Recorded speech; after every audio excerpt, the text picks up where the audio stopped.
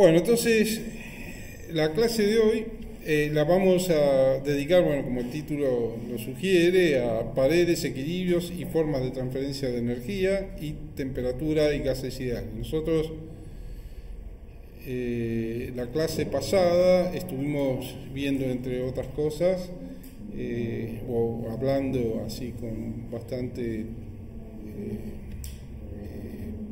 profusidad, digamos, de la segunda ley. Lo que les dije es que los sistemas, el universo y los sistemas aislados se desordenan constantemente, se homogeneizan constantemente, y eso lo hacen de manera espontánea hasta que alcanza su máxima homogeneización posible, su máximo desorden posible, y es cuando los procesos se detienen, que es el estado que alcanzan en esa situación, es la de equilibrio, ¿sí? El estado de equilibrio. El estado de equilibrio es el más homogéneo posible. Lo de posible tiene que ver con que puede haber paredes que impidan flujos de energía que lleven al sistema al equilibrio con su entorno en este caso, porque el sistema en sí mismo va a alcanzar el equilibrio si está aislado, y si está en contacto con el entorno también lo alcanzará con el entorno, ¿no? Bueno, entonces cuando me refiero en este título a paredes, hablo de esas paredes que pueden impedir o habilitar flujos de energía. Cuando hablo de equilibrios, hablo de que hay distintos tipos de flujos de energía, y entonces a cada uno se le puede asociar un flujo de energía, una energía, digamos, y formas de transferencia de energía, bueno, sí, tiene que ver con los flujos. Vamos a ver eso primero, y después vamos a ver temperaturas de gases ideales, que básicamente primero vamos a ver gases ideales y después vamos a hablar de la temperatura, que es como el tema principal de esta segunda parte de la clase.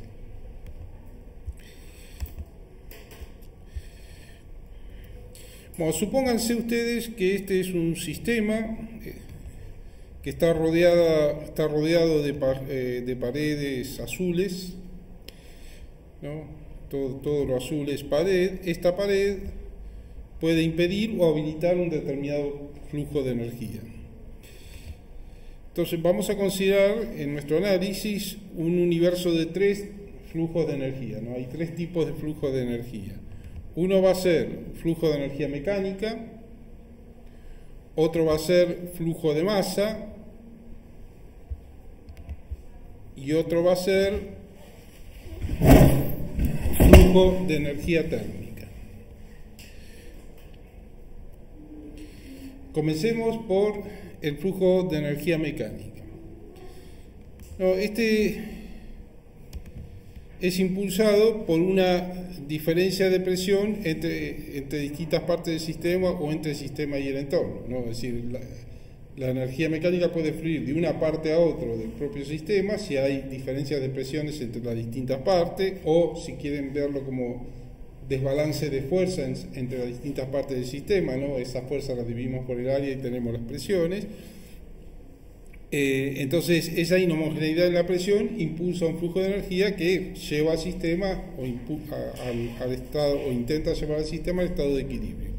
Luego también, cuando tenemos una diferencia de presión entre sistema y entorno, esta diferencia de presión también impulsa un proceso, o sea, un flujo de energía mecánica que intenta llevar al sistema al equilibrio entre el entorno y el sistema, ¿no? O intenta el equilibrio entre el entorno y el sistema. Acá pongo dos ejemplos. Uno es un gas encerrado, contenido en un recipiente donde hay un pistón móvil, y resulta que la fuerza que se ejerce sobre el pistón dividido el área es mayor que la fuerza que ejercen las moléculas al colisionar con el pistón. Es decir, acuérdense, la presión es la fuerza media que ejercen las moléculas por unidad de tiempo cuando colisionan con la pared testigo, ¿no? Con cada colisión hay un rebote. El rebote es un cambio de impulso en la unidad de tiempo, eso es la fuerza, dividido el área. Entonces, y eso es la presión, ¿no? Entonces la presión por el área genera una fuerza sobre el pistón en esta dirección, y hay una fuerza acá que genera el pistón sobre el gas. Acá resulta que la fuerza que genera el pistón sobre el gas es mayor que la fuerza que ejerce el gas sobre la presión, entonces hay un flujo de energía mecánica, el sistema empuja las partículas en una dada dirección, de modo tal de que el volumen del sistema se reduce. En este caso es al revés, resulta que la fuerza que ejercen las partículas sobre el pistón, que contiene al gas, es un pistón móvil, ¿no? está libre de movimiento, y es mayor que la del entorno, que la presión o la fuerza que se ejerce por presión en el entorno, y entonces el gas se expande. Y en este caso es el sistema que está empujando las moléculas del gas y entrega energía al entorno.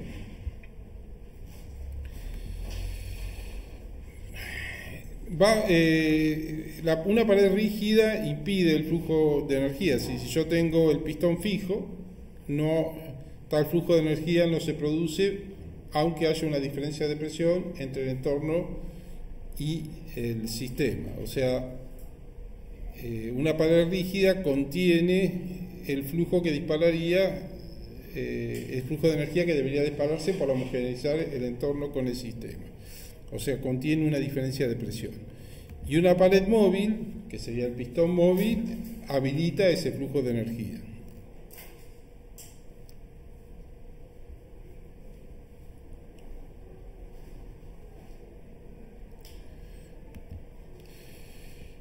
Bueno, vamos a definir ahora el equilibrio mecánico. Vamos a decir que el equilibrio mecánico P se da cuando el flujo de energía no ocurre, incluso aunque la pared sea móvil, que es cuando P es igual en todas partes del sistema. No hay ninguna inhomogeneidad en la presión que impulsa esta transferencia de energía. Entonces ahí decimos que hay equilibrio mecánico.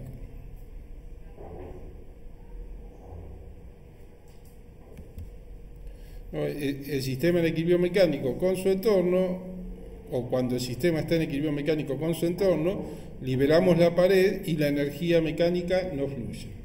Es decir, si da lo mismo que la pared sea rígida o móvil, la energía no fluye porque hay homogeneidad en la presión, porque el sistema está en equilibrio mecánico con su entorno.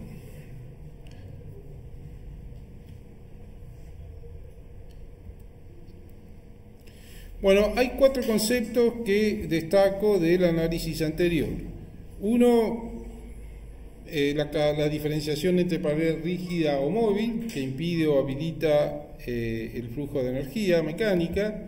Otro, flujo de energía mecánica, ¿no? Que la energía fluye, que puede haber un flujo de energía mecánica. Otro, equilibrio mecánico. Y otro, presión, que es un campo que caracteriza el equilibrio mecánico, tal que si es igual en todas partes del sistema, por más que esté habilitado el flujo de energía mecánica, esta no fluye, y cuya inhomogeneidad o falta de uniformidad impulsa el flujo de energía mecánica. ¿No? Para ponerlo por escrito, ¿no? Cuando, sin importar si la pared es rígida o móvil, la energía mecánica no fluye, el sistema está en equilibrio mecánico con su entorno. Es decir, la masa es un flujo de energía porque la masa tiene energía. Esta es impulsada por la inhomogeneidad en un campo del cual por ahora no voy a hablar, pero que se llama potencial químico, y lo dejo para más adelante, porque es un tema que involucra saber de otros temas y mejor explicarlo más adelante, pero simplemente quería destacar que existe ese campo cuya inhomogeneidad impulsa el flujo de masa. Ustedes pueden recordar cuando puse el ejemplo de la tinta, una gota de tinta en un líquido, hay diferencia, es decir, esa gota de tinta se desparrama por todo el líquido y bueno, eso es masa de la tinta que está fluyendo de una parte a otra de la tinta. Hay una inhomogeneidad en esa distribución de masa y esa inhomogeneidad impulsa este flujo. Pero bueno, hay un campo especial que lo caracteriza a la masa y que cuya inhomogeneidad también el impulso se puede poner en términos de esa inhomogeneidad. Bueno, entonces la pared impermeable impide el flujo de masa y la pared permeable lo habilita. O sea, hay una pared que lo impide y otra que lo habilita. El equilibrio de masas, bueno, podemos usar el esquema anterior para definirlo. Dice, cuando sin importar si la pared es permeable o impermeable, la masa no fluye. El sistema está en equilibrio de masa con su entorno, ¿no? Sin importar. Entonces, si la pared es permeable o impermeable, la masa no fluye. Y entonces el sistema está en equilibrio de masa con su entorno. Es algo parecido a, reemplazando algunas palabras, a la estructura de frase anterior con el tema del equilibrio mecánico, ¿no? Cuando sin importar si la pared es fija o móvil, es rígida o móvil, la energía mecánica no fluye, entonces el sistema está en equilibrio mecánico. Bueno, acá es lo mismo, pero hablamos de pared permeable e impermeable y de flujo de masa. Entonces, sistemas en equilibrio de masa con su entorno, los sistemas en equilibrio de masa con su entorno son tales que si retiramos la pared, la masa no fluye.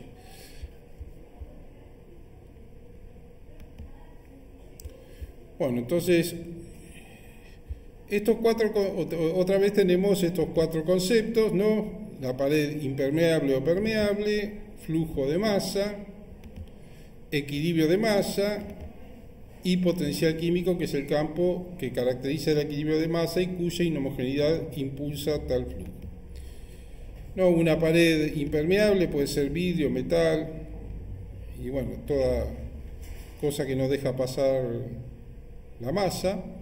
Una pared permeable puede ser la nada misma, un colador, la piel.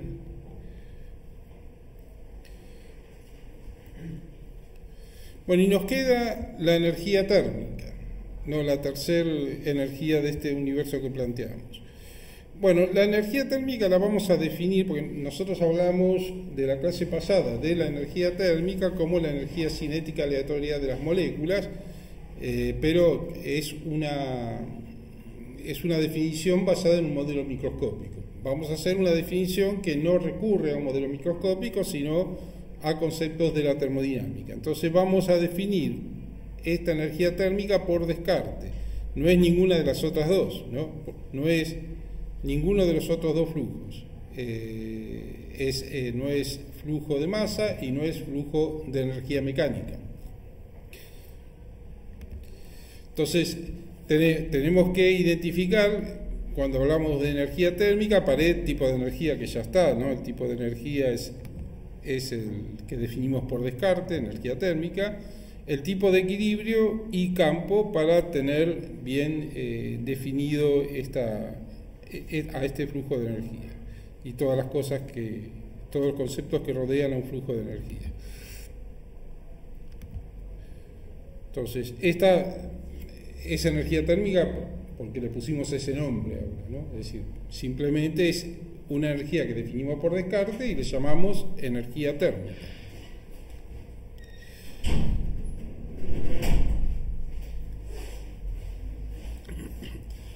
Bueno, por suerte no desapareció la cartera.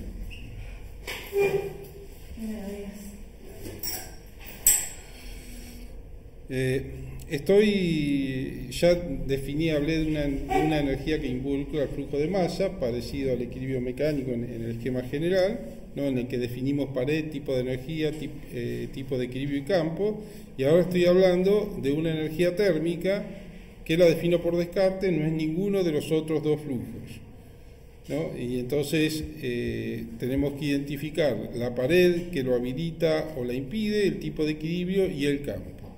Le llamamos energía térmica, le damos un nombre. Desde la termodinámica sabemos que desde un modelo microscópico es la energía cinética aleatoria de las moléculas. Bueno, entonces veamos la pared, ¿no? Vamos a darles nombres, solamente nombres, a las paredes una pared diatérmica, que le llamamos diatérmica, que habilita el flujo de energía térmica, es decir, es un nombre que le damos nada más, la que habilita el flujo de energía térmica, y la diabática, que impide el flujo de energía térmica. Solamente por ahora estamos dando nombre, ahora tenemos que ver sobre qué basarnos para detectar o determinar cuáles son esas paredes.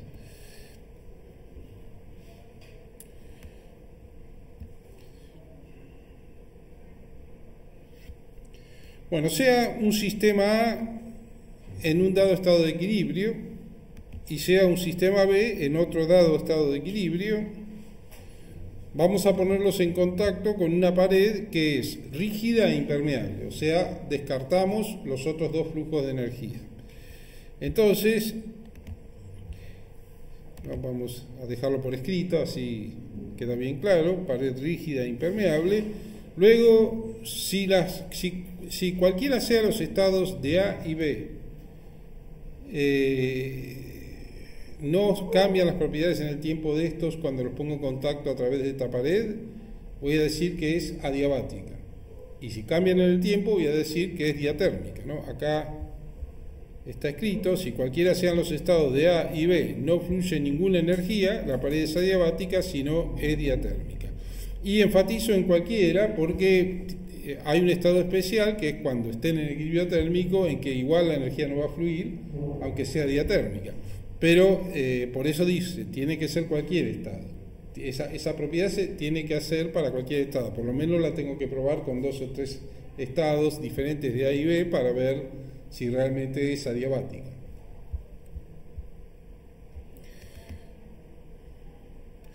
Bueno, la pared adiabática conocida son el asbesto, que produce cáncer, así que mejor no tocarlo, el telgopor, con el cual solemos hacer los experimentos de termodinámica, fibra de vidrio, que se usa en las heladeras, y habrá otras que no voy a mencionar y no me acuerdo tampoco, ¿no?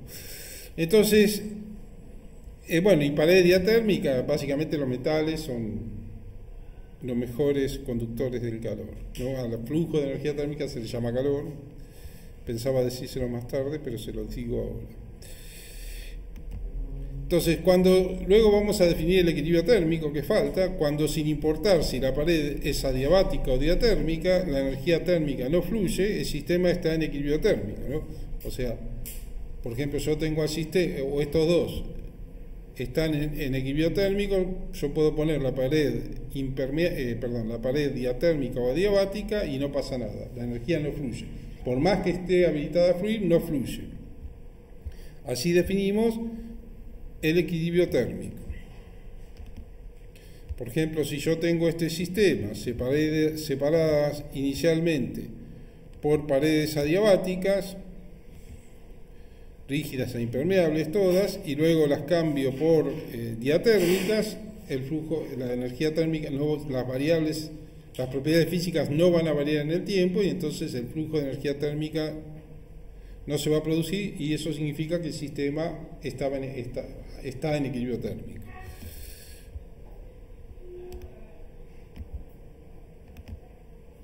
¿No?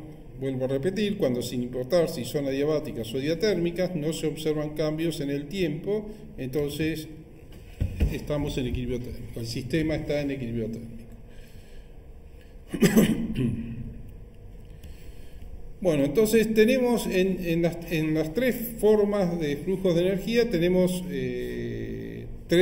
4 conceptos: pared, tipo de energía, tipo de equilibrio y campo. Bueno, en las dos formas anteriores tenemos pared, tipo de energía, tipo de equilibrio y campo. Acá todavía no tenemos ningún campo, ¿no? Acá hemos visto el tipo de energía, que lo definimos por descarte, la pared, que habilita o no, y vimos cómo recién la definimos, habilita o no el flujo de energía térmica, y el tipo de equilibrio, que también lo mencionamos recién, pero no definimos aún el campo, o no determinamos cuál es el campo.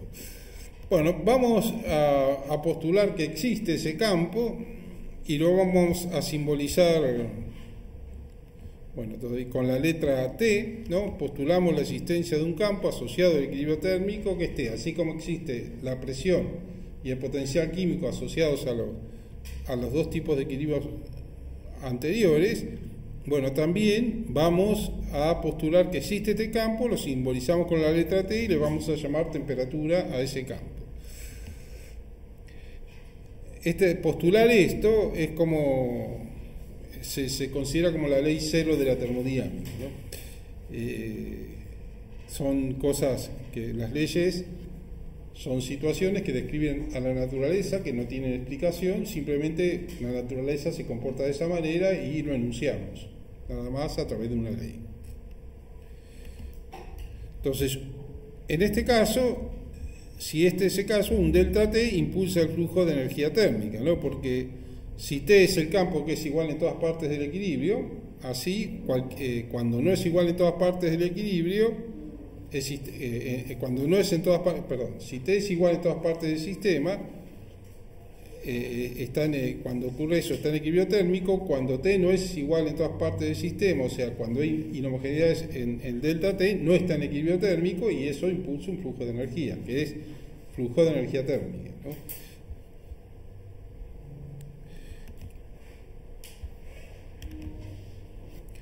Que es, como les dije recién, simbolizado con la letra Q, y al cual al flujo de energía térmica le vamos a llamar calor, ¿no? Calor en ese caso entonces es impulsado por una diferencia de temperatura, y el calor simplemente es un flujo de energía térmica, que está definida por Descartes. Uno se plantea, bueno, ¿existe esta temperatura? Bueno, es claro que sí, pero de alguna manera tenemos que corroborarlo, y ahí podemos hacer un experimento que la convalida, ¿no? Su existencia como propiedad es enunciada entonces por la ley cero de la termodinámica, y para que exista debe suceder que si yo tengo un sistema C que está en equilibrio térmico con A, o sea, los pongo en contacto y uno que además está en equilibrio térmico con B, también B y A estarán en equilibrio térmico. O sea, lo que hago es poner el sistema C junto al sistema A en contacto diatérmico y por el otro lado junto al sistema B en contacto diatérmico, y si los dos están en equilibrio, con C, entonces puedo corroborar experimentalmente, lo puedo corroborar cuando pongo A y B en contacto diatérmico, con paredes rígidas siempre y impermeables para evitar los otros dos flujos de energía. No va a suceder nada en el tiempo, y entonces voy a estar seguro de que A y B van a estar en equilibrio térmico también, ¿no? O sea, esto se cumple, y entonces eso me dice que sí existe esta temperatura.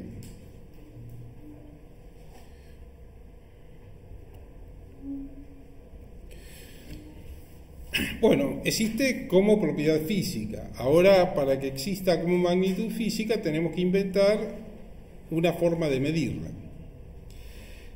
Para medirla, lo que podemos hacer es lo que se suele hacer en todos los casos que inventamos una forma de medir una propiedad física, y es buscar algo, una variable que sea sensible a los cambios de temperatura. Y bueno, medimos la característica sensible de ese algo, ¿no? Por ejemplo, el mercurio, si lo calentamos, le prendemos un fueguito, digamos, su volumen aumenta fuertemente, también su presión. O sea, la presión y el volumen son muy sensibles a cambios de temperatura, y podemos medir volúmenes o presiones para inventar nuestra manera de medir temperatura.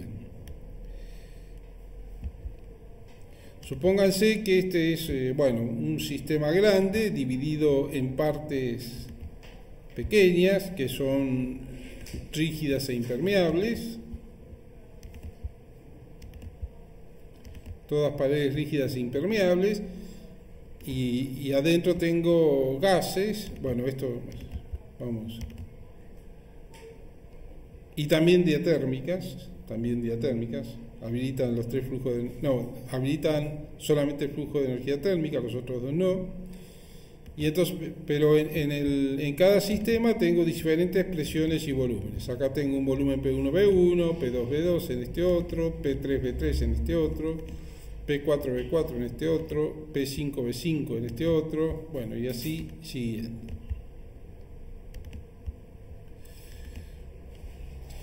Luego lo que voy a hacer es rodear todo este sistema de paredes adiabáticas. Todo el sistema completo está rodeado de paredes adiabáticas, o sea, impido el flujo de energía térmica entre todo este sistema grande y el entorno de todo este sistema grande. Y espero que el sistema llegue al equilibrio, ¿no? que las propiedades físicas no varíen en el tiempo. El equilibrio va a ser térmico, ¿no? Porque las paredes rígidas impermeables entre sistemas impiden que los sistemas lleguen a equilibrio mecánico y de masas, aunque vamos a considerar que todos tienen la misma masa por simplicidad, solamente cambia la presión y el volumen. Entonces, si uno grafica todos los puntos de esta curva, P1, B1, P2, B2 y así siguiendo sobre esta curva, bueno, supongamos que es esta la curva, tiene esta pinta, la curva se parece a esto, ¿no? Luego de eso lo que podemos hacer es relajar la condición de la pared adiabática en alguna parte y tomar un fueguito, prenderlo ahí, ponerlo en contacto con el sistema, de modo tal de que se caliente un poco, luego lo sacamos al fueguito, volvemos a dejar todo el sistema aislado adiabáticamente y, bueno, aislado completo, porque estas son rígidas e impermeables, aislado. El sistema entonces va a alcanzar el equilibrio en algún momento y el equilibrio térmico y otra vez levanto los puntos de la curva y me da una curva un poco más arriba y hago lo mismo otra vez y me da otra curva más arriba y así me va dando curvas cada vez más arriba. Entonces esta es la temperatura más baja, esta es la que sigue y esta es la más alta. Y lo que observo entonces para una línea de presión constante que las temperaturas van variando con el volumen, o no importa, no sé cómo asignarles números, pero sé que van variando con el volumen y a volumen constante van variando con la presión, ¿no? Yo puedo elegir medir presiones o volúmenes, ahora elijo medir volúmenes. O sea, y invento invento a la temperatura, la defino, ¿no? Digo que mi temperatura la voy a llamar tita, porque la T me la guardo para otra escala de temperatura. La voy a llamar tita, resulta que tita es una relación lineal con B más C2. No es algo que se deduce, es algo que yo defino porque quiero. Yo podría haber dicho tita es igual a C por B a la 3 séptimos, qué sé yo, digamos. Es complicar las cosas, pero bueno, uno siempre elige la relación más sencilla. Entonces, decimos que tita es una relación lineal con el volumen más otra constante. Luego, para terminar de definir esta temperatura, tengo que asignarles números a estas constantes. Podrían en principio ser números arbitrarios, pero en general, para hacerla más general a la temperatura y que cualquiera pueda usarla, o que más gente pueda usarla, uno busca estados de referencia para determinar las constantes, ¿no? En el caso de la escala de Mercurio, los estados de referencia son el agua en consistencia con hielo a presión atmosférica y el vapor en consistencia con agua también a presión atmosférica. Entonces usamos eso como referencia y así determinamos las constantes. Pero vuelvo a enfatizar, esta relación, lo mismo que elegir las referencias, es parte de la definición. Bueno, acá he dibujado una vulva, un tubo con una vulva final y tenemos, le metemos mercurio adentro y esto está abierto a la atmósfera, ¿no? Acá he dibujado trozo de hielo con agua, es decir, consistiendo en equilibrio a presión atmosférica, ¿no? Intenta ilustrar eso el dibujo, ¿no? Todos están a una atmósfera. Y entonces pongo en contacto el tubo con la vulva, es decir, acá marco una línea de referencia que va a estar buena parte sumergida, y bueno, a partir de esa línea de referencia mido una altura H0 del mercurio, ¿no? Que en realidad puede ser negativo o positivo a partir de esta línea, no importa, se aparta de esa línea de referencia. Luego, es decir, cuando todas estas mediciones las tomo en equilibrio, es decir, cuando pongo la vulva ahí, espero a que las propiedades físicas no varíen en el tiempo, que esté todo quieto, digamos, y entonces ahí mido H0. Luego, lo que hago es sacar lo que sería un termómetro, porque es un termómetro, y lo coloco en un recipiente con consistencia con agua y hielo a presión, con vapor y agua a presión atmosférica. Y también mido la altura en relación a la misma línea de referencia, es el mismo tubo, tracé la rayita en el mismo tubo, mido la altura y me da una altura que le llamé H100. H100 y H0 es porque por elección le voy a dar valor 0 a la temperatura esta, que es la consistencia de hielo y agua, y le voy a dar valor 100 a la temperatura esta, que es la consistencia de vapor y agua, todo a presión atmosférica. Así que, bueno, teniendo en cuenta que el volumen del tubo, de esta parte del tubo, ¿no?, es la sección del tubo, el área circular de esto, por H, nosotros le sumamos luego el volumen del resto, que lo podemos medir, ponemos agua hasta acá y lo tiramos en una jarra gradada y ahí medimos el volumen.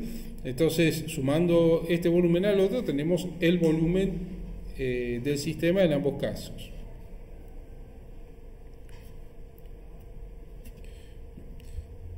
Acá volví a escribir lo mismo que en la página anterior. Entonces, esto implica que yo puedo escribir, entonces, que θ sería C1 por todo esto, que es el volumen del mercurio, ¿no?, el volumen total del mercurio, que es A por H más el volumen de la parte del tubo por debajo de la rayita. Bueno, luego puedo poner todo en términos de H, ¿no? Si multiplico C1 por A por H, me queda una constante nueva que le voy a llamar C3, que es C1 por H, y luego si multiplico C1 por B de la vulva y le sumo a eso C2, voy a tener otra constante que le voy a llamar constante 4, y voy a tener la misma relación lineal pero escrita en términos de H, ¿no? Θ será C3H más C4. O sea, con esta H estoy de una manera indirecta midiendo el cambio de volumen cuando cambia la temperatura.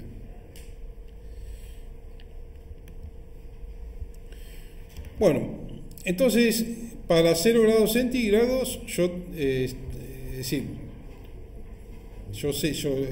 0 es por elección, le puse 0 a esto para hablar con más propiedad, es para la consistencia de hielo y agua a presión atmosférica. Habíamos dicho que le asignamos un valor 0 a la temperatura y será C3 por la altura H0 que la mido más C4. Y para consistencia de agua y vapor a presión atmosférica, le asignábamos 100, un número 100 a la temperatura, y será C3 por H100, la altura que medimos, más C4. Entonces, de esta ecuación, de estas dos ecuaciones, yo puedo despejar sin problemas H0 y H100, C3 y C4, que son las incógnitas, y una vez que sé C3 y C4, ya puedo asignarle para cada altura una temperatura, ¿no? Y entonces ya sé cómo medir, ya transformé mi propiedad física temperatura en una magnitud física. Y así obtengo en realidad la variable de estado que me faltaba para empezar a caracterizar los sistemas que vamos a estudiar, ¿no? Tengo la temperatura, que tengo el volumen, tengo la presión, la masa y densidad. O sea, la temperatura mide la energía cinética de las moléculas, es algo que tengo que tener sí o sí como variable porque es importante. Bueno, el volumen y la presión están más bien relacionados con energía potencial y energía de interacción, porque cuando hay, o la densidad también, cuando más cerca están las moléculas, interactúan más fuerte, cuando en un sólido están muy cerca, en un líquido no tan cerca, en un gas lejos, es decir, en el sólido interactúan mucho, un poco menos en líquido y un poco, cuando digo menos me refiero a intensidad de las fuerzas, y mucho menos en gases. De hecho, en el límite, bueno, en presiones muy bajas no hay interacción. Bueno, y así podemos encarar el estudio de sistemas. Ahora vamos a hablar de un sistema particular, que es el más sencillo de todos de estudiar, que es un gas en condiciones tales que las presiones son muy muy bajas y temperaturas bastante altas. Esos gases se llaman gases ideales.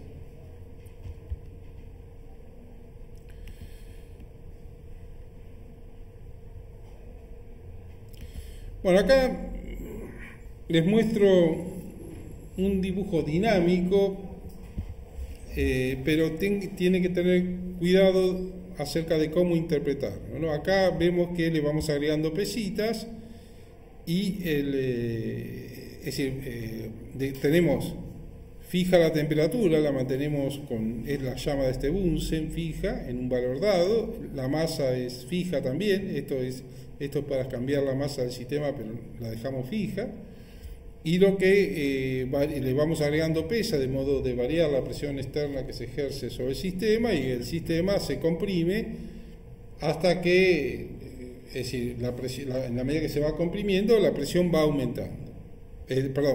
Si se comprime va aumentando la presión, ¿no? Acá va. Generalmente estos gráficos se ponen la presión acá y el volumen acá, pero acá está al revés, ¿no? Pero lo mismo, ¿no? Es decir, siguen esta curva. Pero una cosa que tienen que tener en cuenta que las medidas, es decir, por más que esto se ve dinámico, no es tan dinámico. Es decir, el experimento es tal que pongo dos pesas, espero a que el sistema llegue al equilibrio, ¿no? Y que todo quede constante, temperatura, presión y volumen, todo constante en el tiempo, no varíe con el tiempo, y ahí mido todo, ¿no? Verifico que la temperatura permanece constante, bueno, el sistema es impermeable, o sea que la masa es decir, esto está cerrado, la masa va a permanecer constante, verifico con un manómetro que qué presión queda, que es constante, y verifico también que el volumen permanece constante lo mido con esta graduación de acá, ¿no?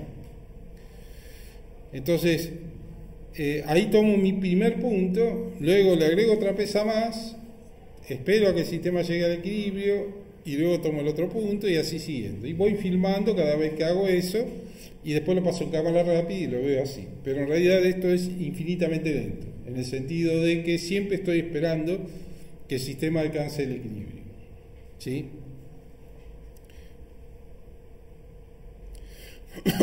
En termodinámica siempre medimos en equilibrio.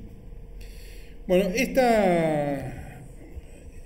la curva esta obedece a la relación P por B igual constante, o el volumen es igual a es una constante sobre P, o la presión es la misma constante sobre B, ¿no? Son tres formas de escribirla, y enfatizamos que la masa es constante para estos experimentos y la temperatura es constante, o sea, θ es constante.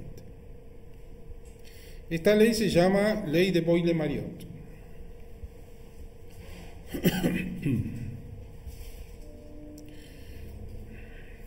Luego vamos a mostrar otro experimento que es en el que acá dejamos la presión constante, siempre hay dos pesitas, la masa constante y vamos aumentando la intensidad de la llamita, la temperatura aumenta y entonces cambia el volumen. Vale la misma aclaración que antes, es decir, yo aumento un poquito la llama, espero que el sistema llegue al equilibrio, mido temperatura, presión, volumen, cargo el punto en la curva, volumen y temperatura ahí en esa curva, luego levanto un poquito más la llamita, espero que el sistema llegue al equilibrio y mido de nuevo y así voy levantando punto a punto. Y luego voy filmando eso y lo paso en cámara rápida y se vería esto. Pero los experimentos son todos todas las mediciones son en equilibrio, cuando el sistema está en equilibrio. Y lo que observo es que B es una relación, tiene una relación lineal con la temperatura, ¿no? Es una constante por T más otra constante. Y no confundir esto con la definición de temperatura. Acá estamos caracterizando un gas, antes definimos que, como medimos la temperatura, que la relación sea lineal con la temperatura sea lineal con el mercurio. Acá, una vez que sabemos medir, usamos un termómetro para medir. Acá asociamos un relojito al termómetro, pero es un termómetro que está como el que definimos recién, el que está con el que medimos la temperatura, ¿no? Termómetro de mercurio. Bueno, entonces tenemos esta relación, y ahora enfatizo también que la masa sigue permaneciendo constante en este experimento y ahora es la presión la que se mantiene constante. Esta ley se llama ley de Charles.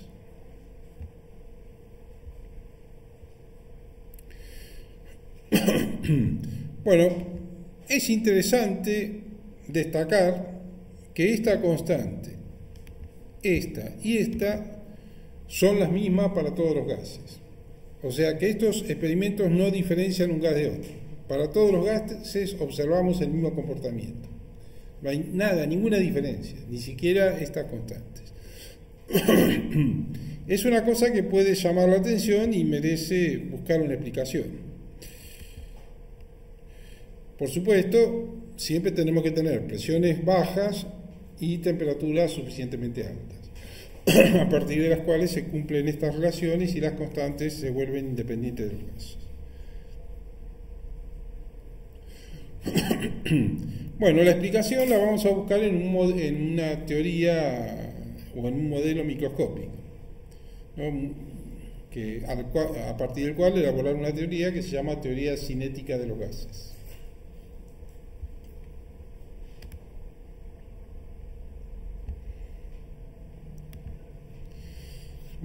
Acá considero una parte de un gas, tomo una porción de ese gas, o es todo el gas representado acá, porque acá hay colisiones con las paredes, un gas de partículas que no interactúan entre sí. Las partículas, voy a asumir mi modelo es ese, son partículas que se mueven aleatoriamente en direcciones al azar, que no interactúan entre sí y que lo único que hacen es tener colisiones elásticas con las paredes que contienen el recipiente. Ese es mi gas.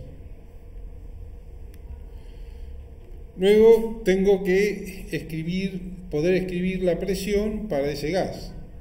Yo ya les había comentado que la presión es la fuerza media por unidad de área que ejercen las partículas al colisionar con las paredes que contienen el recipiente, con un pistón móvil que podemos usar como referencia, o con una pared que consideramos meter de un área determinada dentro del recipiente, lo mismo, una pared testigo, le digo yo. Entonces, escrito en una fórmula es esto, esta es la fuerza que ejercen estas partículas, que este es el valor medio del cambio de momento lineal debido a todas las colisiones que ejercen las partículas por unidad de tiempo, todas las colisiones que ocurren en esta unidad de tiempo delta t, ¿no? Si cambio la unidad de tiempo delta t, cambia la cantidad de colisiones, aumenta supuestamente. Bueno, entonces queda claro que esto no es presión. P minúscula significa momento lineal.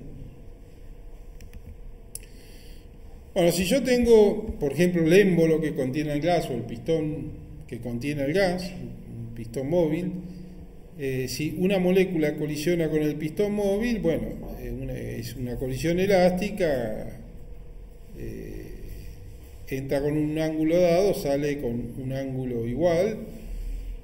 El cambio de momento, es decir, en esta dirección no hay fuerza, no se ejerce fuerza, o sea, no se va a producir ese cambio de momento lineal. Por esto este triángulo es isósceles, no va a haber un cambio de momento lineal en esta dirección, sí va a haber en la dirección perpendicular. O sea, si una partícula tiene velocidad v, solamente si esta dirección es la x, solamente su componente x va a cambiar, ¿no? Va a cambiar de Bx a menos Bx. Y el cambio de velocidad va a ser 2Bx. Y el cambio de momento lineal va a ser 2mpBx. Para esa colisión, ¿no? Yo le voy a llamar a esta dirección perpendicular al émbolo, en vez de Bx le voy a llamar B perpendicular para generalizar un poco, es decir, no elegir ni X, ni Y, ni Z, ni ninguna dirección en particular, es cualquiera, y entonces voy a considerar todas las partículas que tienen un dado valor B perpendicular, y este es el cambio de momento lineal debido a las partículas, a cada partícula que colisionan. Entonces por cada colisión tengo, esta es la masa de la partícula, tengo un cambio de momento lineal que es 2mp B perpendicular.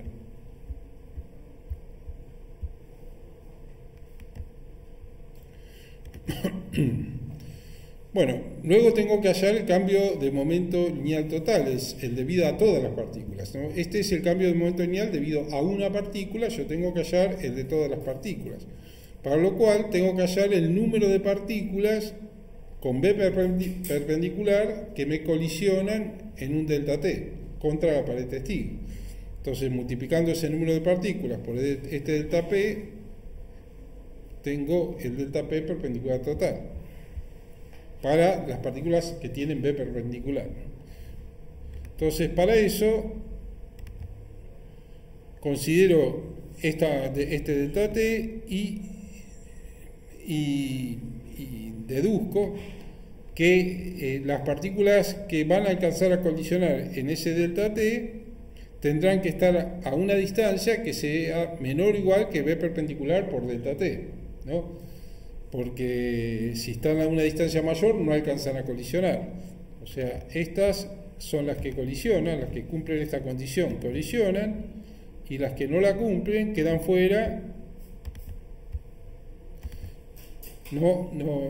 Para cuando transcurrió el delta T, no llegaron a la pared, no alcanzaron a colisionar.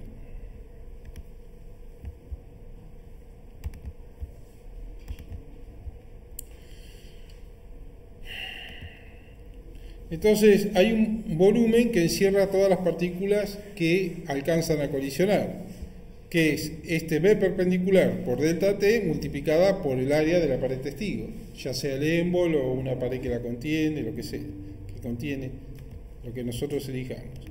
Entonces, el volumen que encierra todas las partículas que alcanzan a colisionar es el área entonces por esta distancia, y luego para saber cuántas partículas son, tendré que recurrir a la densidad de partículas que tienen B perpendicular. O sea, el número de partículas totales que tienen velocidad B perpendicular será la densidad de partículas que tienen B perpendicular por el volumen, este volumen, ¿no? Que acá lo divido por 2. ¿Por qué? Porque yo B perpendicular lo defino como una cantidad positiva, y entonces la mitad de las partículas se va a dirigir en una dirección y la otra mitad en la otra. Esa tampoco colisiona. Esa otra mitad que se dirige en la dirección contraria, que tienen B perpendicular, no colisiona. Entonces, por eso le meto dividido 2 acá. Así que meto el volumen B perpendicular de las partículas que colisionan en la expresión, y finalmente el número de partículas que colisionan con B perpendicular es todo esto.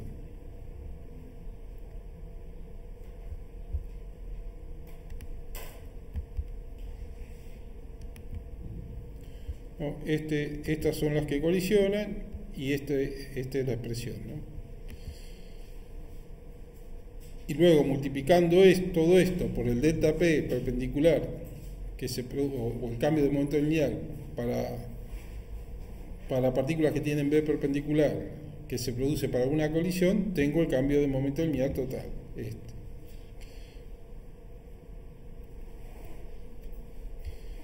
Bueno, entonces acá tengo el número de partículas que alcanzan a colisionar, la expresión que tenía antes, ¿no? Esto implica que el cambio de momento lineal total es igual a todo esto por el delta P perpendicular, o sea, lo único que hice es multiplicar por esto, ¿no? Esto que está acá, lo vuelvo a escribir acá, es esto, así que considerando esto, que vamos a reemplazar en la expresión anterior, obtenemos que el cambio de momento lineal para las para las partículas que tienen B perpendicular es, bueno, he metido el 2mB perpendicular, así que el 2 este se me cancela con este 2, tengo M perpendicular y tengo que este B perpendicular se multiplica por esto y tengo un B perpendicular al cuadrado. O sea, este cambio de momento lineal depende de la velocidad perpendicular al cuadrado. Y es lineal con delta T y con el área. Entonces yo cuando quiero calcular la presión divido por el área y por delta T y ya tengo la contribución a la presión de las partículas que tienen B perpendicular. Luego tengo que hallar la contribución de todas las partículas para cualquier velocidad, ¿no? Entonces ahora divido todo esto por delta T y por el área y tengo la contribución de la presión, por eso le meto un delta acá, para las partículas que tienen B perpendicular, que es proporcional a la densidad de partículas que tienen B perpendicular por la masa de cada partícula por B perpendicular al cuadrado, la velocidad de B perpendicular al cuadrado. No, esto es presión, ¿no? P mayúscula, es presión, no momento lineal. Esto es momento lineal. P minúscula.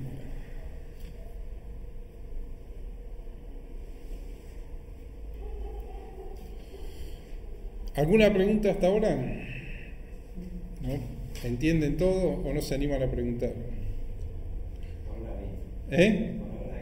Por ahora bien. Bueno, vale. Eso es solamente en una dirección la presión, ¿no? Sí, porque es la colisión, es decir, las partículas que colisionan con la pared testigo tienen cualquier dirección, pero en la dirección perpendicular a la pared es la única afectada. De las tres direcciones posibles, la única afectada es la dirección perpendicular a la pared. Por eso el cambio de momento lineal tiene que ver con eso y no con otra cosa.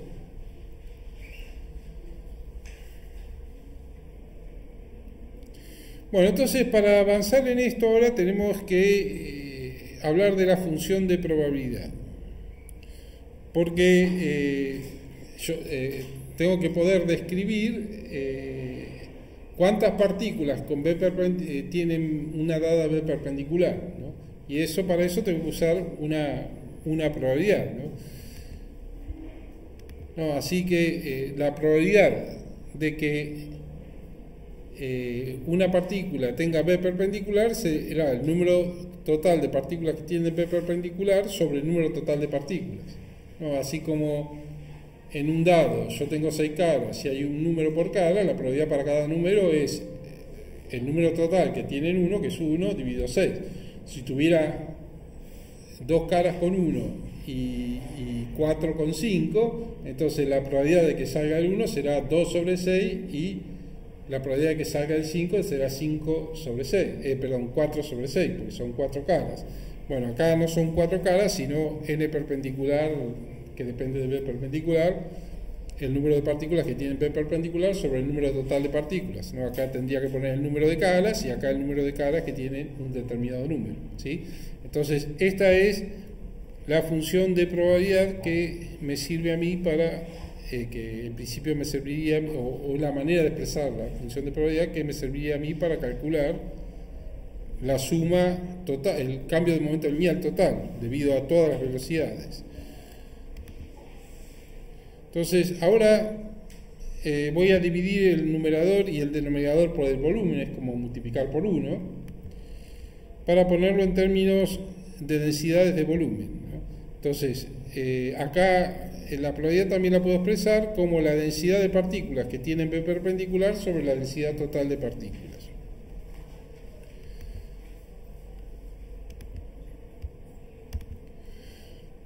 La velocidad puede ser cualquier entre 0 e infinito. Habíamos dicho que era positiva, por eso la definíamos positiva, por eso es entre 0 e infinito, y por eso las otras negativas, las que van para el otro lado, dividimos por 2 para considerar esas.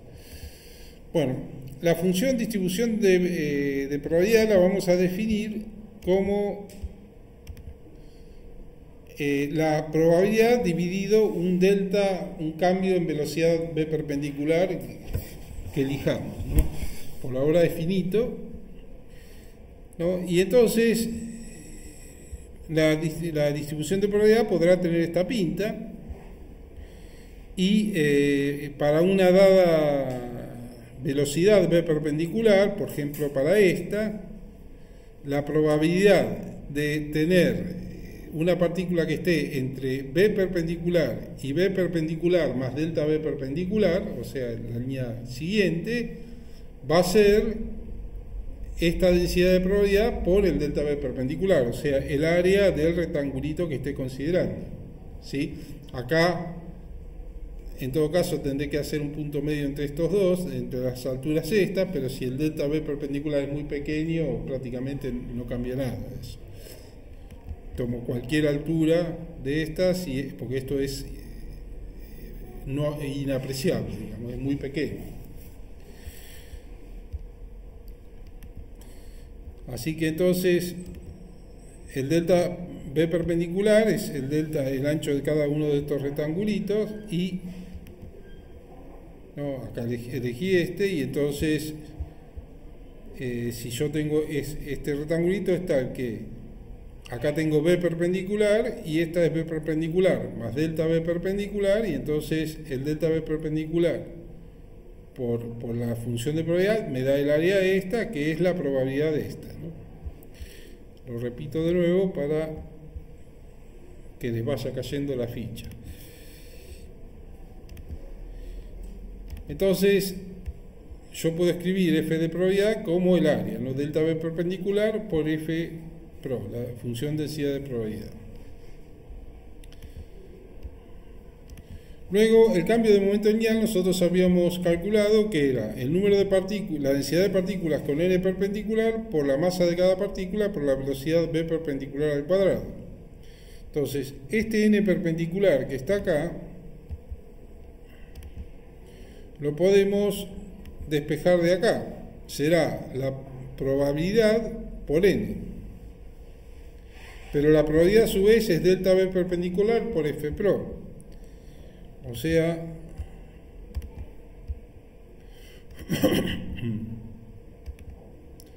que n delta v perpendicular por f pro es n perpendicular. Y si eso lo reemplazamos acá, tenemos que la contribución al cambio de presión, a la presión, no al cambio de presión, a la presión de las partículas que tienen v perpendicular será, bueno, todo este n perpendicular, que es todo esto, multiplicando por m y v perpendicular al cuadrado. ¿Sí? ¿Se entiende? Bueno, ahora lo que me queda es sumar, que para hacer la suma, el delta, lo que voy a hacer es tender el delta v perpendicular a un diferencial, con lo cual este delta me tiende a un diferencial, y lo que me queda es, la suma es una integral, ¿no? La integral para v perpendicular. Escribámoslo, ¿no? Hago tender el delta v perpendicular al diferencial de v perpendicular, y entonces el delta p perpendicular, el cambio, la contribución de presión a las partículas que tienen p perpendicular es un diferencial de p perpendicular. Luego hacemos el límite, entonces ya integramos, y la expresión que nos queda es esta, ¿no? La masa de la partícula por la densidad de partículas por la integral entre 0 e infinito de v perpendicular al cuadrado por la función densidad de probabilidad por diferencial de v perpendicular. Digamos que todo esto es la probabilidad de que la partícula tenga entre v perpendicular, una velocidad entre v perpendicular y v perpendicular más diferencial de v perpendicular. Entonces, al hacer esta integral, esta integral no es otra cosa que la velocidad cuadrática media. Estoy tomando el valor medio de la velocidad al cuadrado, ¿no? Esto que está acá es la velocidad cuadrática media, que es esta misma integral, ¿no? Es esto.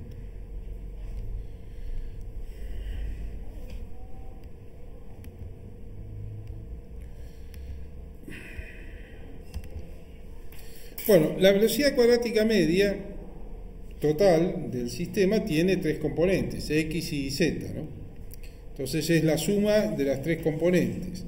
Luego, a priori, como no hay ningún sesgo ni fuerza que produzca sesgo alguno, las velocidades en las tres direcciones, cuadrática media en las tres direcciones, tienen que ser, pues son valores medios, tienen que ser iguales. O sea, no se puede diferenciar una dirección de la otra. Por lo tanto, a la velocidad cuadrática media la puedo poner como 3 veces, por ejemplo, la velocidad cuadrática media en la dirección de X, porque son todas iguales. Y en particular, si elegimos una, la X, la Y, la Z, como la B perpendicular, elegimos el eje paralelo al B perpendicular, al perpendicular al émbolo o a la pared testigo, y entonces yo tengo que esta B perpendicular será a esta si elijo esta, o a esta si elijo esta, o a esta si elijo esta, pero en cualquiera de los casos va a ser un tercio de la velocidad cuadrática media. Así que lo puedo reemplazar acá.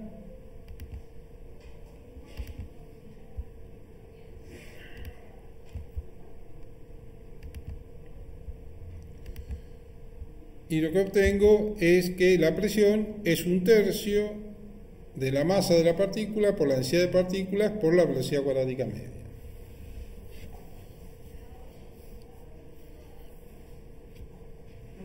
Sí. Una pregunta. No entiendo cómo se pasa de la integral entre 0 y infinito a la velocidad cuadrática media. No, todo esto es la velocidad cuadrática media. Y es una cuenta, ¿no? Es una cuenta y es un valor medio también, ¿no? Es decir, si acá, esto es la probabilidad, sumo, cuando tomo el valor medio de una cantidad, multiplico esa cantidad por la probabilidad y hago la suma, en el caso discreto. En el caso de continuo, tengo que, en vez de escribir una probabilidad, escribo una densidad de probabilidad por el diferencial para escribir la probabilidad y hago la integral. Y de esa manera tomo el valor medio. No sé si los demás lo entienden bien. Sí. Bueno, tenemos esto y ahora tenemos que comparar, tenemos que llevar esta expresión a los resultados experimentales, que están escritos en términos de volumen y no de densidad de N y MP. Para eso considero la definición de densidad, es decir, MP por N, la masa de cada partícula por la densidad de partículas, es lo mismo que MP por el número total de partículas sobre B, y N por MP es la masa total del sistema. Entonces, mis experimentos están escritos en términos de la masa y quedan divididos por el volumen, están escritos en términos de volumen. Así que mejor reemplazo esto por masa sobre volumen. Y me queda así, P por B es un tercio de la masa por la velocidad cuadrática media. Es más, si multiplico por 2 y divido por 2, tengo que es 2 tercios de un medio de la masa por la velocidad cuadrática media. O sea, esto es la energía cinética, o sea que P por B es 2 tercios de la energía cinética, o 3 medios de P por B es la energía cinética de las partículas.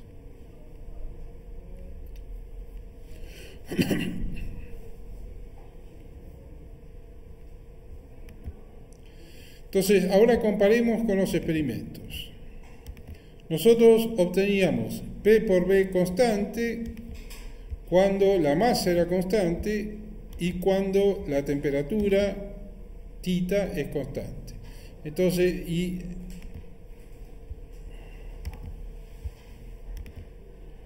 todo esto me dice que θ es una función, porque fíjense, estamos teniendo la masa constante y la presión constante.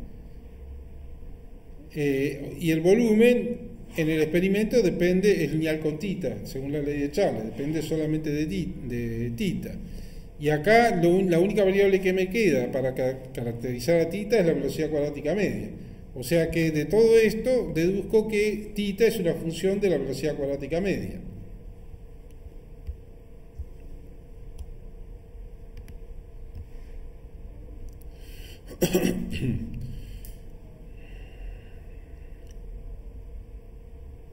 Bueno, luego tenemos la ley de Charles, que nos dice que B es A1 por tita más A2. Esto es a masa constante y a presión constante.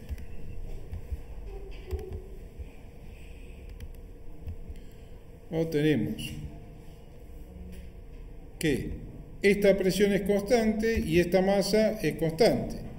O sea que el volumen va a ser una constante por la velocidad cuadrática media, sin ninguna constante, es decir, en esta relación es sin ninguna constante, o sea, no es exactamente, no es la misma temperatura, acá está definida distinta, en esta queda una constante libre, acá no, pero sí sabemos que el volumen es la relación que existe entre tita, no, el volumen es lineal con esto, y acá el volumen es lineal con t, o sea que de la única manera que esto se cumple es que tita es una relación lineal con la velocidad cuadrática media, ¿no? Acá sabemos que depende de la velocidad cuadrática media, pero acá de esto sabemos que es lineal con la velocidad cuadrática media, ¿no? Vuelvo a repetir, tenemos P y M constante y veo que B es linealmente proporcional a la velocidad cuadrática media. Es una recta con eso. Acá el volumen es una recta con T. Entonces, de la única manera que esto puede ser es que tita es una relación lineal con la velocidad cuadrática media.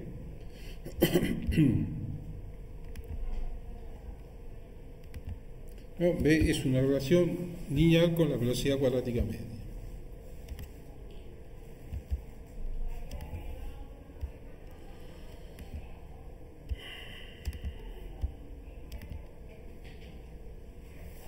En este caso lo podemos escribir como una constante dada a 3 por velocidad cuadrática media.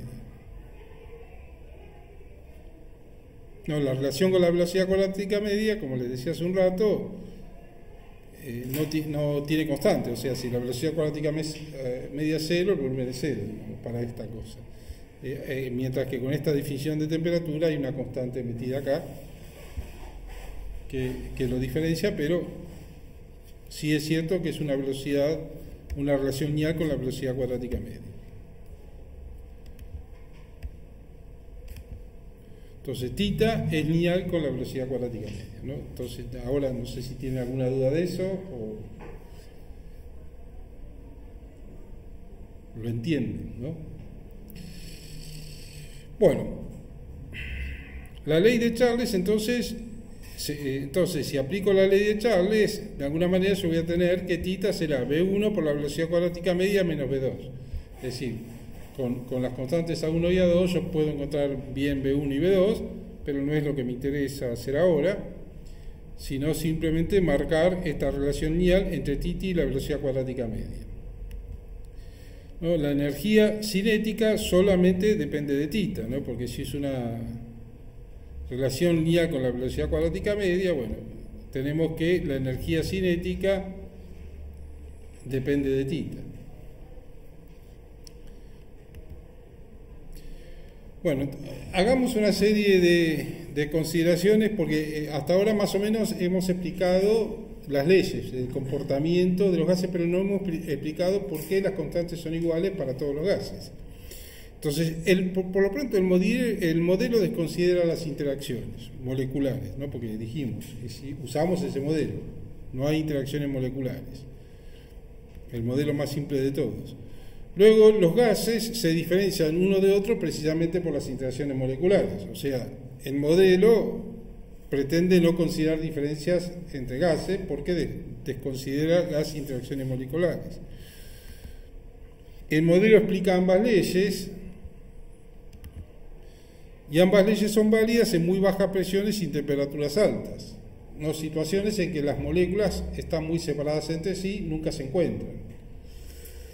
Así que son situaciones donde no hay interacciones moleculares tampoco. Entonces, bajo estas condiciones, avaladas por el modelo, podemos afirmar que las moléculas están tan separadas que nunca se detectan. Por lo tanto, las constantes que caracterizan el comportamiento de los gases a presiones bajas y T altas son las mismas, ¿no? Porque al no interaccionar no hay una diferencia entre un gas y otro. Bueno, así que esta teoría cinética entonces nos permitió predecir el comportamiento, o sea, la presión en función del volumen y en función de la temperatura, o sea, predecir las leyes de Boyle-Mariotti y de Charles, y explicar por qué las constantes son iguales para todos los gases. Y una cosa interesante que tiene este gas ideal, es que, bueno, podemos empezar a definir una temperatura que sea directamente lineal con la velocidad cuadrática media, ¿no? Y que quede definida positiva, porque la de grados centígrados no es definida positiva, puede ser negativa o positiva, es decir, hay bajo cero, temperaturas menos 10 grados bajo cero, menos 10 grados centígrados, que son 10 grados bajo cero, cosas así.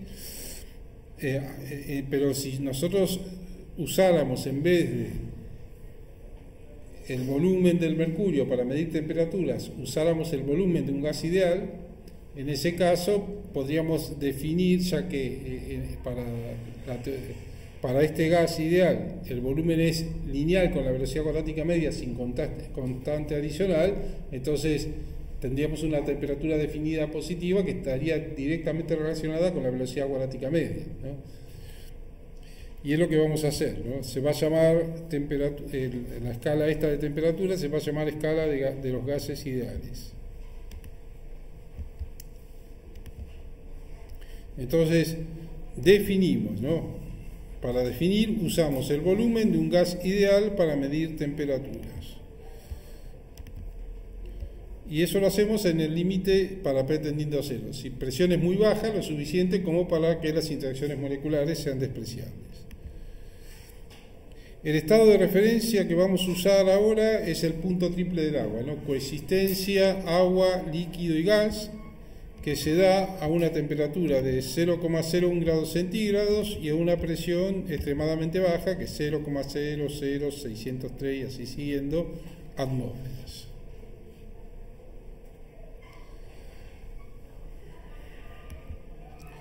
Así que lo que vamos a hacer es considerar un gas de muy baja presión, un gas ideal, lo ponemos, acá tengo ilustrado lo que sería el punto triple del agua, estas son, las gotas huecas son gotas de vapor, los celestes son pedacitos de hielo y esto es agua, en equilibrio térmico, entonces lo ponemos y rodeado de paredes rígidas e impermeables, y acá tenemos un gas también rodeado de paredes rígidas e impermeables, lo ponemos en contacto diatérmico con esto y medimos un volumen de referencia, luego lo ponemos en contacto diatérmico con esto y medimos un volumen B, y de esa manera podemos usar esos dos volúmenes para definir la nueva temperatura, ¿no? Entonces, una cosa que vamos a imponer, porque tenemos una zona de referencia y vamos a tener dos constantes que determinar, para determinar las dos constantes necesitamos dos condiciones, y vamos a imponer la condición de que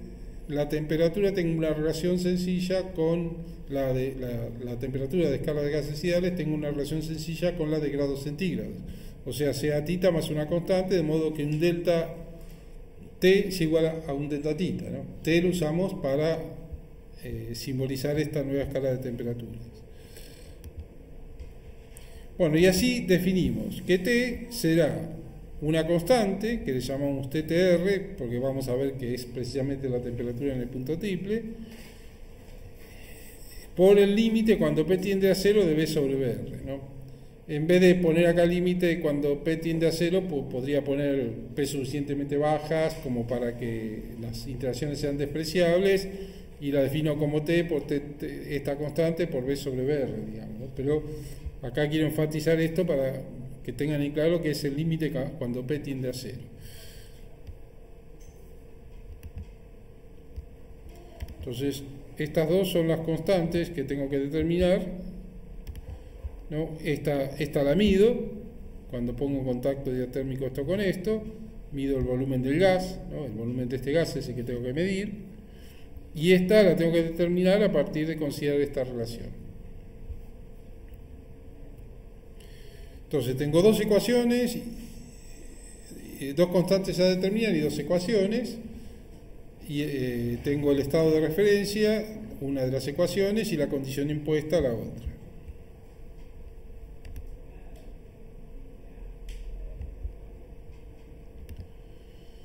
Para medir entonces extrapolamos el límite de B sobre BR cuando P tiende a 0.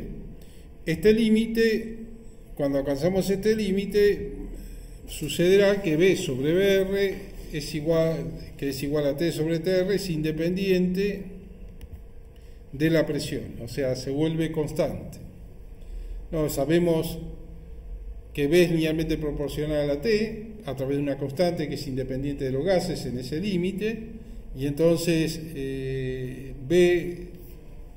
el B sobre T es constante, es esa constante independiente, es una constante y va a ser BR sobre TR, entonces va a ser igual a BR TR, con lo cual cuando estamos en ese límite de presiones suficientemente bajas como para despreciar las interacciones, B sobre BR va a ser constante.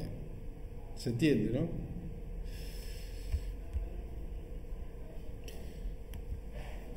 Entonces, chequeando eso siempre, que B sobre BR, si con 2 o 3 puntos chequeo que estoy en presiones suficientemente bajas, tomo una presión, otra un poquito más baja, otra un poquito más baja, y si B sobre BR me da lo mismo, entonces estoy en ese límite. Entonces, a partir de ese límite, entonces yo mido el BR de P, mido el B de P, ¿no? Siempre chequeando esto, y entonces escribo T igual a TR, el límite cuando P tiende a 0 de B sobre BR. Este B sobre BR, que bueno, una vez que ya sé que estoy en el límite, esto lo puedo sacar y puedo decir T igual a TR por B sobre BR, ¿no? En ese límite. Si B es igual a BR, fíjense que esto me da 1 y entonces esta T es igual a TR, o sea, TTR es la temperatura del punto triple en la nueva escala.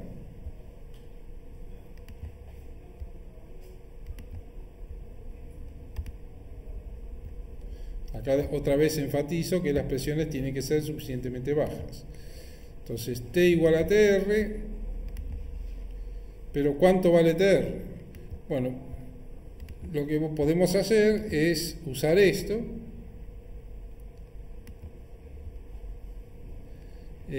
Por esto el delta T es igual al delta tita. Y por ejemplo, medimos el volumen del gas para un sistema que está a 0 grados centígrados y una atmósfera, luego medimos el volumen del gas para un sistema que está a 100 grados centígrados y una atmósfera y sabemos que la diferencia entre temperatura va a ser 100. Y bueno, usamos la misma escala para esta definición para poner las temperaturas, entonces delta T va a ser 100 y que será TTR por el límite cuando P tiende a 0 de B100 menos B0 sobre BR, ¿no? BR ya lo tengo medido de acá. O sea que ahora tengo que medir B100 por un lado y B0 por el otro.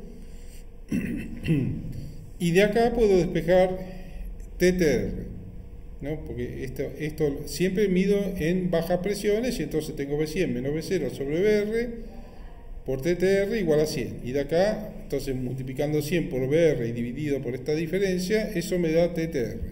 El número que da es 273,16, que es un número conocido, 273,16 grados Kelvin. La temperatura del punto triple, medida en la nueva escala.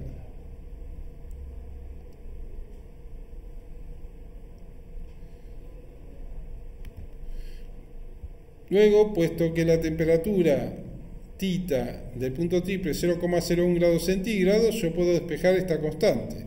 O sea, hacer esto menos 0,01 grados centígrados, eso me da 273,15 grados Kelvin. O sea, la constante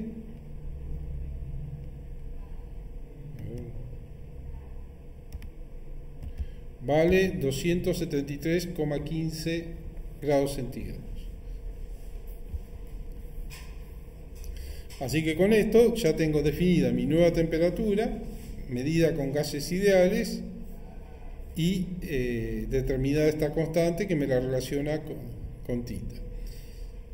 Por supuesto, ustedes si están enfermos no se van a tomar la fiebre con este sistema, con un gas ideal encerrado acá, porque de aquí a que les toman las mediciones se mueren, ¿no?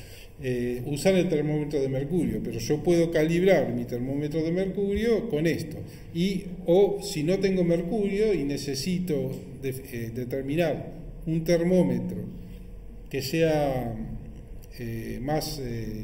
que sea más práctico, que no use mercurio porque no tengo, que use otra cosa, bueno, yo puedo calibrar ese termómetro más práctico con un gas ideal, porque un gas ideal voy a tener, ¿no? Porque gases, si tenemos gases, es decir, vivimos sumergidos en gases, o sea, todos disponemos de eso, o sea que puedo usar un termómetro que use otra sustancia que no sea mercurio y comparar las mediciones con la escala, y de esa manera yo puedo comparar mediciones con otro que toma mediciones de temperatura con mercurio.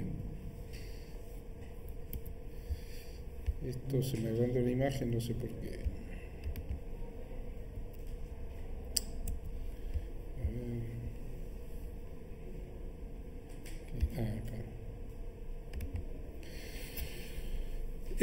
Bueno, por eso la temperatura de gas, esta nueva escala de temperatura de gases ideales es más general que la otra, ¿no? Un gas es mucho más accesible que el mercurio. ¿Alguna pregunta hasta ahora? ¿No? Ya los tengo medio aburridos, pero bueno, ya vamos a terminar. Bueno, nosotros tenemos acá dos ecuaciones que las vamos a expresar en la nueva escala. La ley de Boyle-Mariotte, que queda igual esa, y la ley de Charles, que queda igual excepto que no tiene la constante aditiva. Y hay otra ecuación más que no se nombra como ley porque es una situación bastante evidente, que es que la densidad permanece constante a T y P constante. Ahora lo voy a poner en evidencia. Bueno, y usando esas tres ecuaciones voy a tratar de encontrar la ecuación de gas ideal. Y también voy a usar por ahí una cuarta consideración, diría, desde los físicos, y una cuarta ley desde los químicos. Los químicos usan la ley de Gay-Lussac, pero los físicos no necesitamos esa ley porque la podemos deducir de lo que hay. Y con eso voy a encontrar la ecuación que caracteriza a los gases ideales. Los gases en el límite de presiones suficientemente bajas y temperaturas suficientemente altas como para despreciar las interacciones moleculares. Entonces, la ley de Charles en la nueva escala se escribe como A por T, ¿no? por la definición, es decir, definimos T como TTR por B sobre BR, digamos, el B de referencia, ¿no? Entonces, finalmente me queda que B es una constante por T. Luego la ley de Boyle-Mariotte, esto es a M y P fijos, ¿no? La ley de Boyle-Mariotte me dice que P por B es igual a una constante a M y T fijos. Y lo que les decía hace un rato, M sobre B, que es la densidad, es constante a T y P constante. No, esto último se puede ver de la siguiente manera. Sea un sistema a una dada temperatura y presión que tiene un dado volumen y masa, ¿no? Entonces, si yo reproduzco este sistema, le sumo otro igualito, tendrá el mismo volumen y masa, y si le sumo otro más, también tendrá el mismo volumen y masa.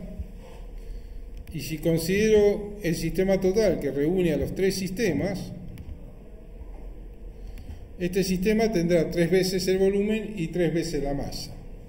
En ambos casos, en el sistema general y en cualquiera de estos casos, la densidad siempre va a ser M sobre B, ¿no? Independiente es decir, va a ser una constante. Es decir, a T y P fijos, M sobre B va a ser una constante.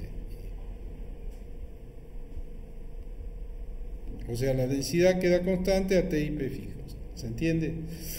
Bueno, entonces, usando estas tres, vamos a partir de un estado inicial, P0, T0, P0 y M0, y vamos a ir usando paulatinamente la ley de Charles, la ley de Boyle-Mariotte y la última relación, y vamos a encontrar una relación que englobe las tres leyes.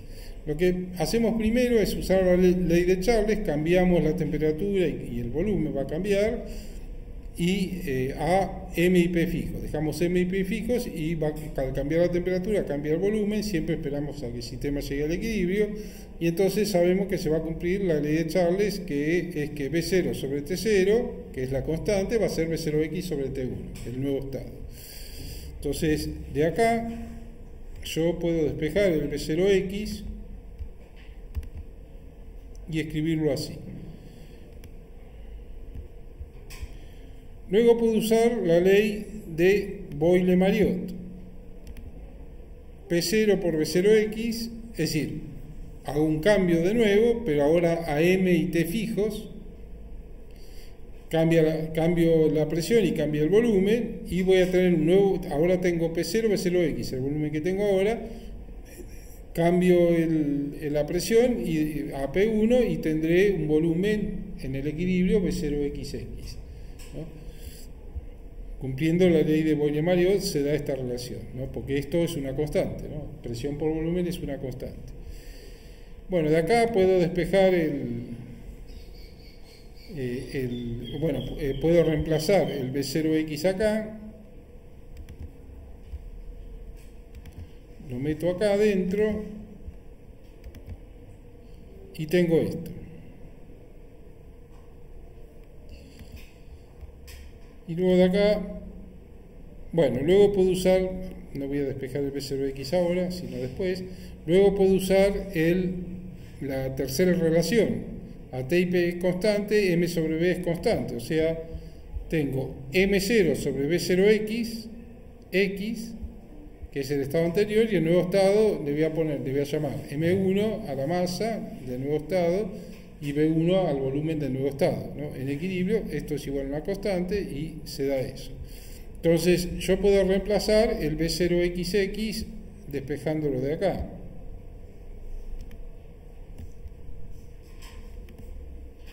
Entonces, este B0X lo puedo reemplazar de acá y plantear esta relación, ¿no? O sea, yo tengo P0, B0, T0, P0, B0, T0, el T1 lo pasé dividiendo al otro lado, lo paso dividiendo acá, P1 sobre T1, que es esto, y luego el P1 sobre T1 y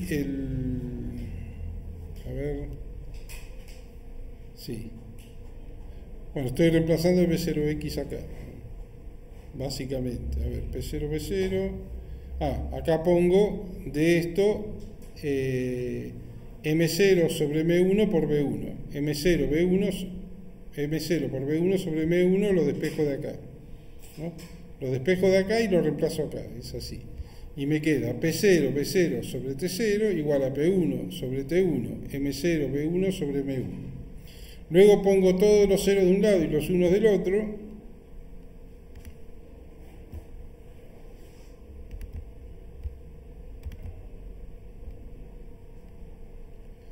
No, para dejar claro, tengo, este es este P0, B0 sobre 0 y esto es el B0X, ¿no? Que es este. Bueno, y luego pongo de un lado todos los ceros, de un lado todos los ceros y todos unos del otro, y me queda esto. O sea, me queda que P0, B0 sobre T0, M0 es igual a P1, B1 sobre T1, M1, y bueno, eso ya me dice que esto es igual a una constante, ¿no? Esta constante es diferente para cada gas, no necesariamente igual para cada gas, pero es constante para cada gas. O sea, lo que veo de estas tres relaciones es que PB sobre MT es constante.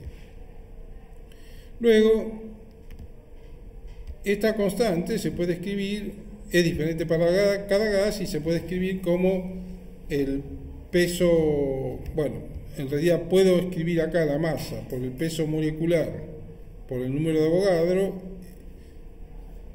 y tratar de lograr acá, de este lado, una constante que sea independiente de los gases. ¿No? Esto viene de que las moléculas no interactúan en el límite cuando P tiende a 0, que es una consideración bajo este tipo de gases, es decir, no una consideración, sino un requisito para este tipo de gases, ¿no? Para que todas estas cuentas que estamos haciendo sean válidas, todas estas relaciones que obtenemos sean válidas, el límite tiene que ser suficientemente, la presión tiene que ser suficientemente baja como para que las interacciones sean despreciables. Lo dije tantas veces que van a soñar con eso. Entonces, no podemos diferenciar unas de otras, son todas partículas indistinguibles, y entonces, a P y T dados, gases de moléculas diferentes van a ocupar el mismo volumen, ¿no? Eso es lo que dicen los químicos como una ley, pero surge de que a presiones tan bajas no interaccionan las moléculas, entonces no se pueden distinguir unas de otras. Entonces, yo escribo la masa como el número de moles por, recién dije el número de Avogadro, pero me equivoqué. La masa por el número de moles multiplicado por la masa molecular, ¿no? Que tiene el número de Avogadro de moléculas. No, mu es el número, un mol, ¿se acuerdan que es el número de Avogadro de moléculas? Entonces, la masa es mu por el peso molecular. Teniendo en cuenta esto, acá lo reemplazo en esto y escribo P por B sobre mu T, dejo el mu de este lado y paso el peso molecular acá. Y lo que ven es que acá tengo presión, volumen, número de moles, T, no tengo nada, ninguna variable que caracterice a los gases, a un gas de otro. Para esta relación es independiente de los gases. Por lo tanto, esto es una constante R que es universal, que describe a todos los gases. Y así yo puedo escribir la ecuación de gas ideal a partir de esta constante. Esta constante, fíjense que se mide en Joule por mol por grado Kelvin, ¿no? Es presión por volumen es energía. Acuérdense que la energía cinética era 3 medios de P por B. Además, la presión es fuerza por unidad de área, el volumen dividido el área es una distancia, entonces me queda fuerza por distancia, trabajo, o sea, esto tiene unidades de Joule, de energía. Después esto, bueno, acá tengo mol, de acá es el mol, y acá el grado Kelvin de la temperatura, ¿no? No lo dije, pero la temperatura de gases ideales se mide en grados Kelvin, la unidad es un grado Kelvin.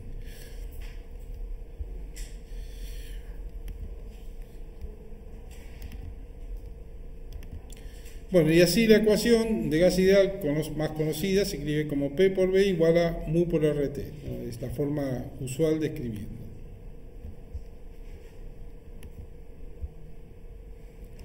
Y luego la energía cinética, que es un medio de la masa por la velocidad cuadrática media, que es 3 medios de P por B, que ya eso lo habíamos visto, es 3 medios de mu por RT. ¿No? Porque reemplazo el P por B por mu por RT y me queda esto. O sea, la energía cinética media depende de la temperatura y de mu. Y la densidad de energía, la densidad molar de energía cinética media es directamente la temperatura, 3 medios de R por T, digamos, ¿no? Es decir, me mide la temperatura. Bueno, me queda una última página y ya termino. Si consideramos una mezcla de gases ideales, podemos definir la fracción molar como el número de moles de la componente I sobre el número de moles totales, ¿no? Mu es la suma de los mu sub I. Definimos también la presión parcial PI como XI por P, ¿no? Es una definición.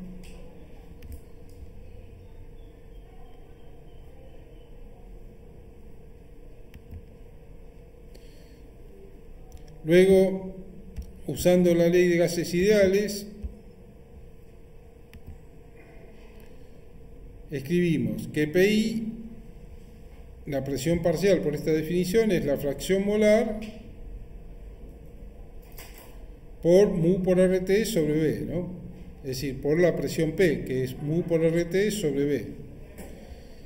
Este mu se cancela con este mu y tengo que PI es igual a mu I por RT sobre B. O sea que en la mezcla, cada componente se comporta como un gas independiente de los otros, lo cual tiene sentido porque estamos despreciando las interacciones moleculares, o sea, no interaccionan los gases, ni siquiera las moléculas de un mismo gas. Entonces, por eso, a cada gas lo podemos escribir de manera independiente, con la ecuación de gas ideal para ese gas. Bueno, con eso terminaría la clase.